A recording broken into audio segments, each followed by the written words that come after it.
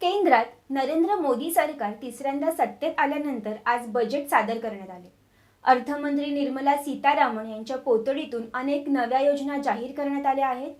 केंद्रीय अर्थमंत्री निर्मला सीतारामन यांनी त्यांच्या मागील कार्यकाळात 3 पूर्ण बजेट आणि एक अंतरिम बजेट पेपरलेस पद्धतीने सादर केले आहे आणि यावेळीही त्यांनी पेपरलेस बजेट सादर केलं। यंदाच्या बजेटमध्ये काय आहे जाणून घ्या सर्व काही।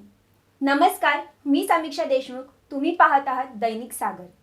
शेतकऱ्यांना क्रांती आणणारा अर्थसंकल्प, शेतीविषयक पायाभूत सुविधा आणि मार्केटिंग बाबत निर्णय घेऊन शेतकऱ्यांसाठी 1,52,000 कोटींची तरतूद करण्यात आली आहे।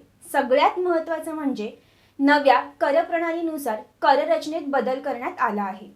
नव्या कर प्रणालीत स्टँडर्ड डिडक्शन 50,000 वरून 75,000 करण्यात आले आहे। 3 लाखापर्यंतच्या उत्पन्नावर कर लागणार नाही। 3 ते 7 लाखापर्यंतच्या उत्पन्नावर 5% कर लागणार आहे।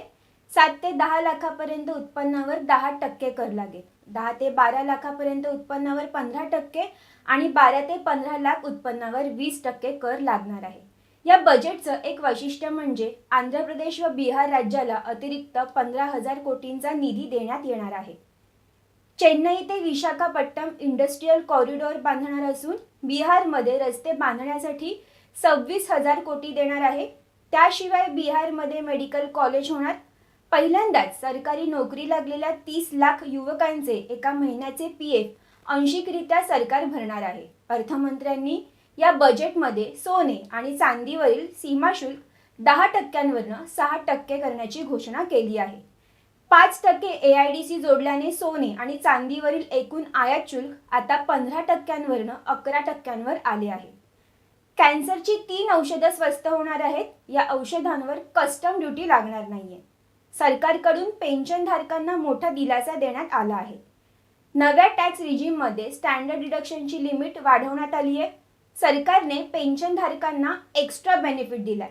पेन्शनधारकांना कौटुंबिक पेन्शनवर 25,000 रुपयापर्यंत डिस्काउंट मिळेल। आधी ही लिमिट 15,000 रुपये होती। सोने चांदी स्वस्त होणार आहे।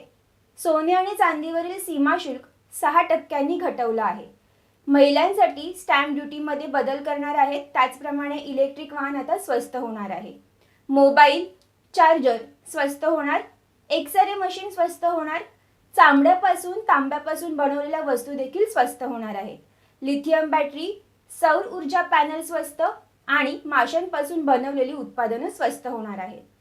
ग्रामीण भागातील जमिनीच्या नोंदीचं डिजिटलायझेशन करणार असून 1 लाख रुपयांपेक्षा कमी सॅलरी असणाऱ्यांना EPFO मध्ये पहिल्यांदा रजिस्टर होणाऱ्यांना 3 टप्प्यात 15,000 रुपये मिळतील।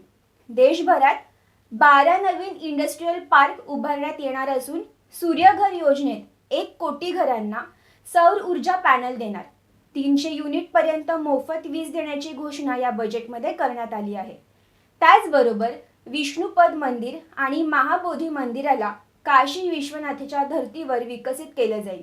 इथे कॉरिडॉर बनवण्याची घोषणा केली आहे। कर कमी केल्याने काही वस्तू स्वस्त झाल्या आहेत, तर काही वस्तूंसाठी आता आपल्याला अधिक पैसे मोजावे लागणार आहेत।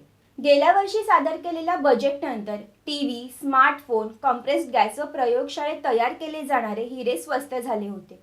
दुसऱ्या बाजूला सिगारेटच्या किमती वाढल्या होत्या। विमान प्रवास महागला होता। त्याचबरोबर वस्त्रोद्योगालाही फटका बसला होता।